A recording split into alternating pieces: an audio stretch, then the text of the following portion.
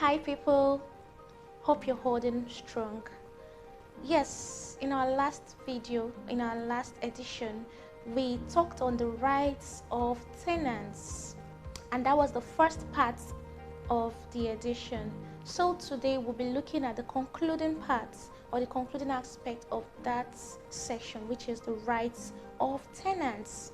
And in that last edition, we outlined that as tenants, you have the right to exclusive possession. You also have the right to an agreement, and you have the right to a receipt of payment. So today we'll be looking at the other aspect, the other rights a tenant has in a property or in a premises, especially when you have leased or when you have been leased or when you've rented that property. The first one we'll be looking at today is the right to habitable premises. Yes, as a tenant, you have the right to habitable premises. What do we mean? Most people are so desperate to move in that they forget to look for latent defects in a property. And what are these latent defects? These latent defects are only traceable, can be traceable after payments. Most times they are not noticed at payments or upon payments, and these latent defects can only be fixed by the landlord himself and not you, the tenant. But because of the lack of education, because of the desperation, because of the needs, or the fact that people are in a hurry to move in, they tend to fix these things by themselves, which ought not to be. This is supposed to be the duty of the landlord. What are latent defects? What are examples of these latent defects or latent defects rather? Now, tenants, or as a tenant yourself, you do not know that the sockaway in a building is full. You may not know before payment, not until you have moved in. So these are examples of latent defects because they are structural.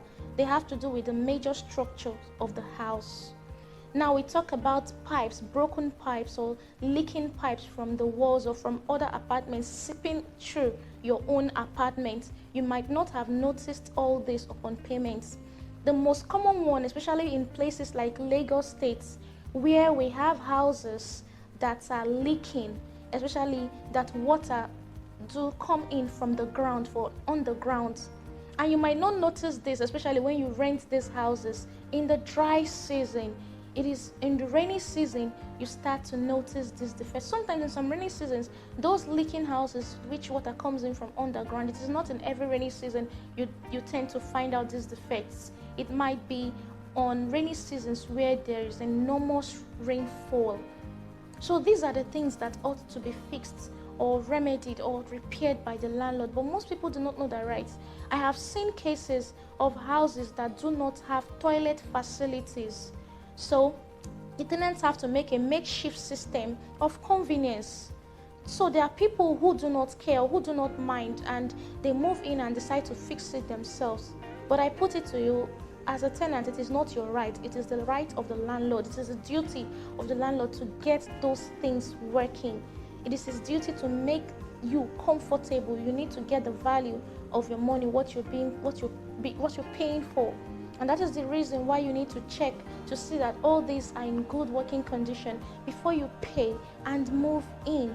You are not under any obligation to pay when you are not satisfied with the condition of the house or the structure.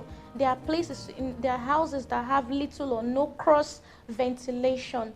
You have the right to decide not to move in. It is not your duty to say, okay, I will fix it and I'll break one of the walls or I'll convert or carve out a window. As a tenant, it is not your duty. So you should know that as a tenant, you have the right to demand that these things be fixed before you move in. And if there is no way the landlord is going to make any effort to fix it, you have every right to decide not to pay or not to move into that premise or that property. The second right we'll be looking at today is the right to a notice to quit. Upon expiration of the tenancy or during eviction, you as a tenant, you deserve a right to notice to quit. And this right to notice to quit comes in various forms. If you are a yearly tenant, you are entitled to 6 months notice to quit.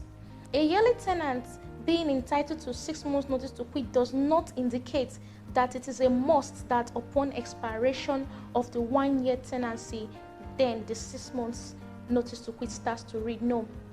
If you have paid from January, say, to December, that is a 1-year tenancy. So your 6 months notice to quit ought to have started reading from June or first week of July. So it should not exceed that time. So that 6 months must have been counted before the tenancy expires, not after. But what most of us know in our Nigerian settings is most of we tenants, we always demand that the landlord serves us the notice after the expiration, but that is not the position of the law. It is unless if the landlord has decided to sleep on his right and decides to wait until the expiration of the tenancy before he can serve it, then it's his fault, it's his own loss. But mind you, if the tenancy agreement states otherwise, that a tenant is not entitled to notice to quit, then it's your fault because you ought to have read it in the agreement. But this will be treated later when we talk about the rights of landlords. So I won't really delve much into that aspect right now. So the next right we'll be looking at is your right to 7 days notice. As a tenant who has been issued the notice to quit, what follows after the expiration of that notice to quit is the 7 days notice of owner's intention to recover possession. Like I said earlier, a 1-year tenant, a yearly tenant, is entitled to 6 months notice to quit. A tenant who has paid for 6 months, say from January to June, is entitled to 3 months notice to quit. A tenant who pays for 3 months is entitled to 1 month notice to quit. That is the position of the law. So if after these notices have been served, the next step, your next right is to demand for your next right rather is the 7 days notice of owner's intention to recover possession. This is a right telling you that the landlord intends to seek legal redress in a competent court of law if you do not evict the premises after these 7 days that has been given.